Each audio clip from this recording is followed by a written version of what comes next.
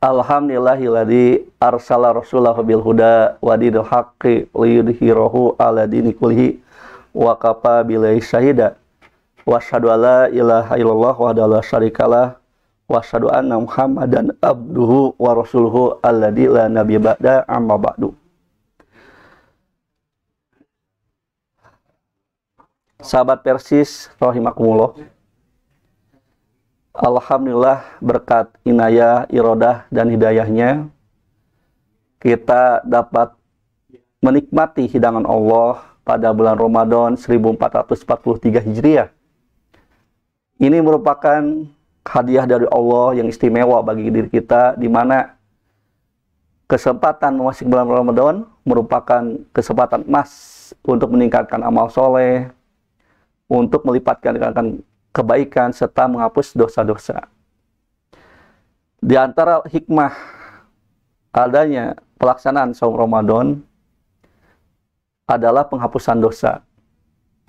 Di dalam hadis riwayat Muslim dari Abu Hurairah radhiyallahu anhu diceritakan bahwa Rasulullah SAW yaqulu, bahwasanya Rasulullah SAW bersabda, as-shalawatul khamsu wal jum'atu ila jum'ati wa ramadanu ila ramadana mukaffiratun ma bainahunna idajtaba al-kaba'iro.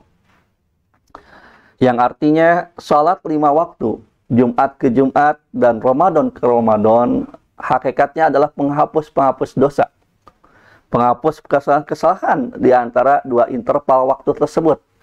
Dari waktu sholat duhur ke waktu asar, dari asar ke maghrib, dan seterusnya. Pun demikian dari satu Jumat ke Jumat berikutnya, atau Jumat sekarang dengan Jumat yang lalu. Dan Ramadan sekarang dengan Ramadan yang lalu adalah mukaffiratun, penghapus kesalahan. Ini gambaran bahwa alhamdulillah kita punya peluang dan kesempatan yang diberikan oleh Allah, yang tentu tidak diberikan pada setiap orang, untuk berjibaku dengan amal soleh di Ramadan ini, agar dosa-dosa kita sepanjang 1 tahun yang lalu diampuni oleh Allah SWT. Termasuk juga sholat 5 waktu sejatinya akan penghapus dosa sebetulnya, bukan hanya Ramadan. Jadi ada penghapus yaumiyah, harian, dengan sholat 5 waktu, ada yang pekanan, Jumat, dan ada tahunan, Ramadan. Maka kalau kebetulan Ramadan bertepatan dengan hari Jumat, nah, itu kan kumpulnya 3 penghapus dosa. Dengan demikian, alangkah ruginya orang yang tidak menggunakan kesempatan yang berharga seperti ini dengan amal yang terbaik. Namun demikian, ada syarat yang termaktub dengan jelas di ujung hadis tersebut, yaitu idajtanabal kaba'iro, di mana orang itu mampu meninggalkan dosa-dosa besar. Dengan demikian berarti di antara adab kita melaksanakan aktivitas di bulan Ramadan adalah menghindari dosa-dosa besar. Ini adab yang tidak bisa kita sepelekan. Dengan kata lain, bahwa orang yang melaksanakan sholat 5 waktu, Jumat ke Jumat rajin, alhamdulillah itu anugerah dari Allah. Tetapi kemudian dosa-dosa besarnya tidak pernah terhapus. Kaitan dengan sholat berarti sholatnya juga tidak punya fungsi kalau demikian. Padahal fungsi sholat jelas sekali, inna sholata tanha anil fahsya'i wa munkar. Sesungguhnya sholat itu sejatinya bisa mencegah orang dari perbuatan fahsya, kekejian, wal munkar, dan kemungkaran, dosa yang melibatkan orang lain atau dosa secara pribadi. Sahabat Persis rahimakumullah, ini patut kita evaluasi. Kalau ada orang yang rajin sholat tapi rajin juga maksiat, ini berarti ada masalah dengan sholatnya. Bukan salah ayatnya, tapi salah orangnya. Mestinya dia menjiwai sholatnya itu sehingga ada athar dari ibadah sholatnya, yaitu mampu menahan diri dari perbuatan keji dan mungkar. Dia mampu sabar dari kemaksiatan. Nah, saum Ramadan pun demikian. Sampai-sampai dari riwayat Imam Bukhari yang lain, ya, apabila orang saum, bahwa asyamu junatun, kata Rasulullah SAW. Saum itu adalah pilih saya tameng. Tapi kemudian Rasul memberikan instruksi, ketika saum seperti itu, fala yajhal wala yarpus. Jangan ia melakukan perbuatan jahil dan jangan juga ropas. Nah, kedua perbuatan ini termasuk dosa-dosa besar. Kalau dilakukan, otomatis tidak ada faedahnya apa yang dilaksanakan saumnya. Maka dalam ibadah itu ada satu kaidah, bukan hanya syurotul ibadah yang harus kita perhatikan terkait dengan saum dan sholat ini. Umpamanya hanya sekedar memperhatikan rukun dan syarat sholat, begitu juga dengan saum. Hal itu sudah bagus dan itu memang harus kita pelajari dan kita laksanakan. Tetapi lebih daripada itu harus ada asarul ibadah. Ada yang diungkapkan juga dengan istilah ruhul ibadah. Pengaruh ibadah, bekas ibadah, berbekas dari aktivitas ibadahnya dalam aktivitas kehidupan keseharian. Ruhnya itu, spiritnya. Nah, saum cuma begitu, asyamu, saumu nisfu sobri, saum itu setengah kesabaran.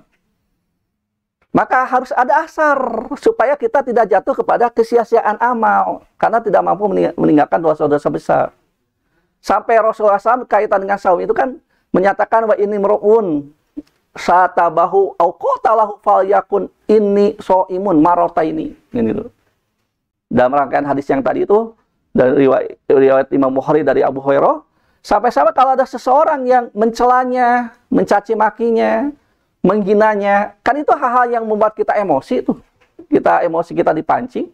Bahkan qatalahu, dengan kata lain bertengkar, qatalahu itu berperang, tapi makna keseharian di sosial kita bertengkar, parasya.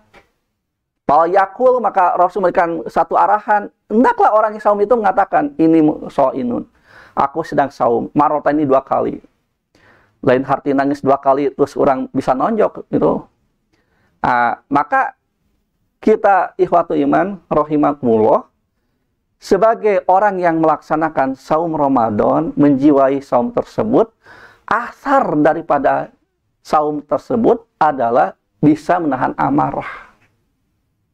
Nah, ketika itu sudah dilaksanakan, insya Allah target ibadah saum yang termaktub dalam surat Al-Baqarah ayat 183, yaitu ujungnya la'alakum tattaqun, yaitu agar kita mencapai derajat ketakwaan, insya Allah bisa dicapai. Kenapa? Karena salah satu ciri yang bisa kita laksanakan atau bisa kita raih orang bertakwa itu dalam surat Al-Baqarah ayat 134, setelah 133-nya tentang wasari'u ila magfirati min rabbikum wa jannah, di ujung ayat 133 itu kan dijelaskan uiddat lil muttaqin, disediakan bagi orang yang bertakwa. Kemudian disampaikan, ditafsirkan siapa orang bertakwa itu dengan ciri-ciri berikutnya dalam surat tersebut, ayat Ali Imran ayat 134-nya, alladzina yunfikuna fis sarra'i wad dharra'i. Nah, ini kaitan dengan pembahasan di episode yang lalu. Itu orang yang saum, orang bertakwa itu yang bisa mengimpakan hartanya dalam lapang dan sempit.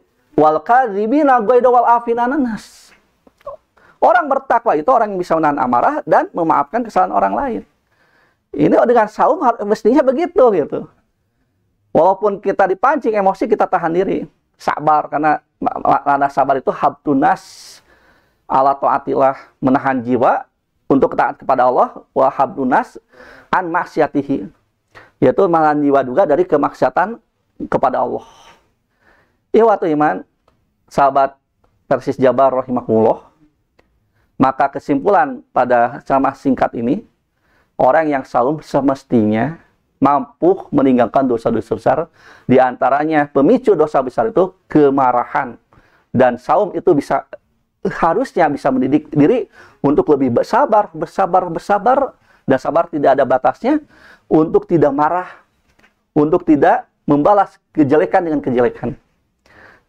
Itu saja barangkali kesempatan yang berbahagia yang dapat disampaikan. Semoga ada guna manfaatnya. Benarnya dari Allah dan Rasulnya, salahnya dari saya yang berkata, alafu minkum. Allahumma rabbana atina fid dunya hasanah wa fil akhirati hasanah wa qina adzabannar. Aqulu qouli hadza wa assalamualaikum warahmatullahi wabarakatuh.